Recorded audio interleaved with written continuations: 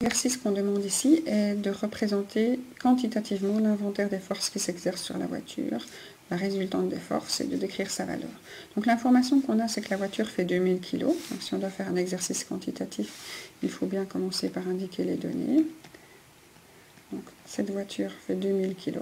Donc j'écris M, petit m, pour la masse, est égal à 2000 kg. Si je dois représenter les forces qui s'exercent sur la voiture, la première que je vais représenter, c'est la force pesanteur. Et donc je vais devoir la calculer.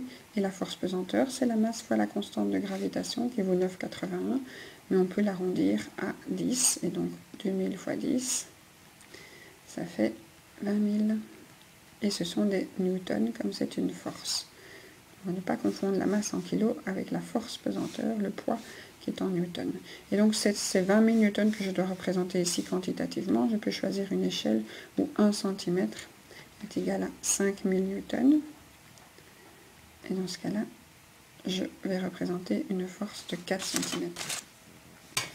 Alors si je fais ça à la latte avec cette échelle-ci, ça ne donnera peut-être pas la même chose sur votre papier, mais voilà. Donc 4 cm pour moi ici, c'est cette dimension-là. Voilà, donc force pesanteur, 4 cm, 20 000 newtons. Ok, donc pour représenter les deuxièmes forces qui s'exercent sur cette voiture,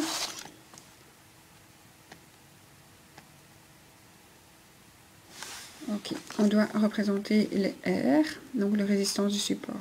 Alors la longueur, comme le support est en pente, on n'aura pas exactement le retour du poids. Si le support était plat, on aurait la force pesanteur égale à la résistance du support.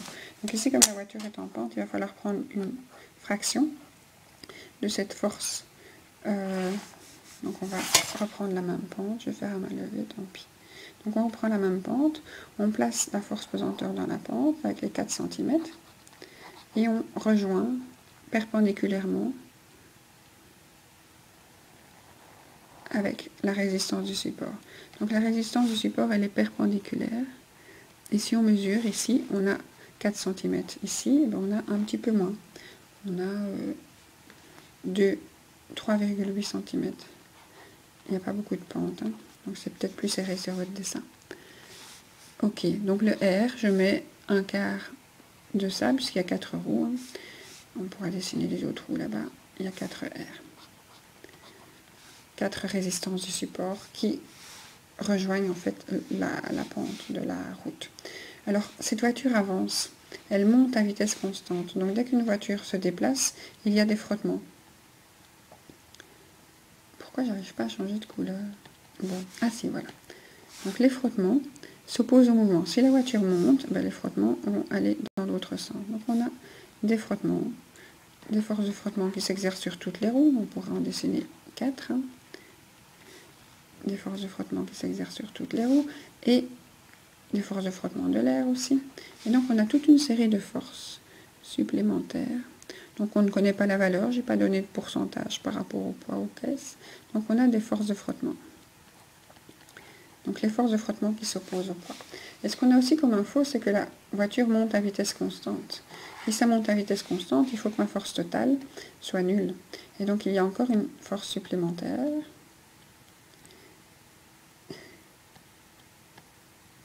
J'essaie de changer de couleur. Ah, ça apparaît, c'est parti. Voilà. Je vais mettre du bleu.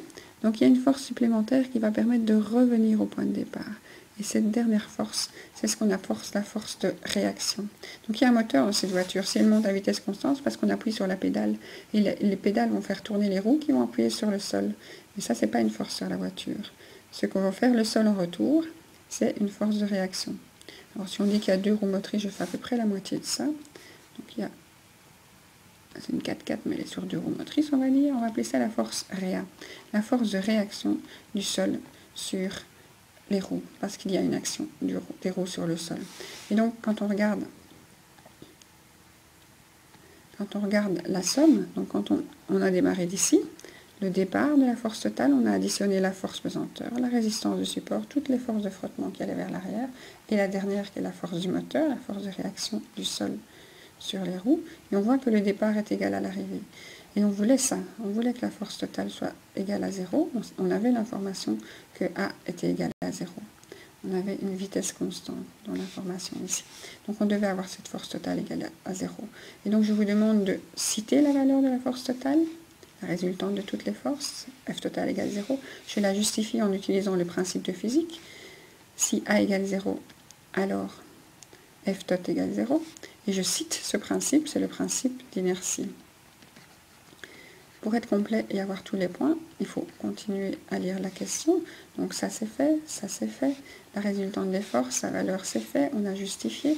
Ce qu'on n'a pas encore fait, c'est bien légender les forces, ça c'est fait, mais donner le nom entier des forces et mesurer l'intensité des forces. Donc ici, on pourrait mesurer nos forces de frottement.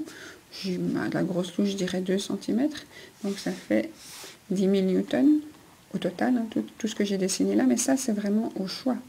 J'ai décidé de le faire de cette taille-là. Et celle-ci, à la grosse touche, elle est à 3 cm. Donc on va dire qu'elle est à 15 000 newtons sur mon échelle. Ok. Alors, le nom entier des forces. Donc on a FP, en nom entier, ça fait force pesanteur.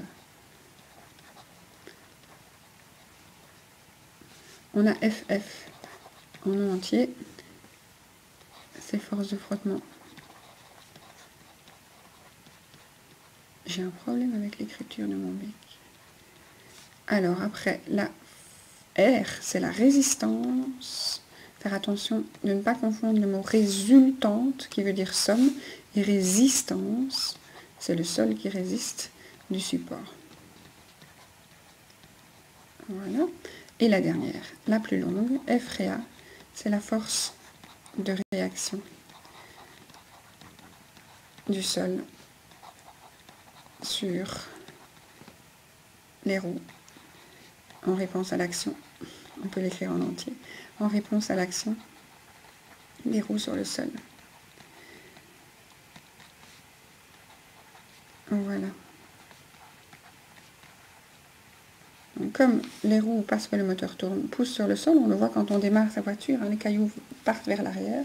Mais ce qu'on doit représenter ici, c'est la résultante des forces sur la voiture, pas sur le sol. Et donc on n'écrit pas cette action, on écrit juste la réaction du sol sur la roue, qui est équivalente à action égale réaction. Et voilà.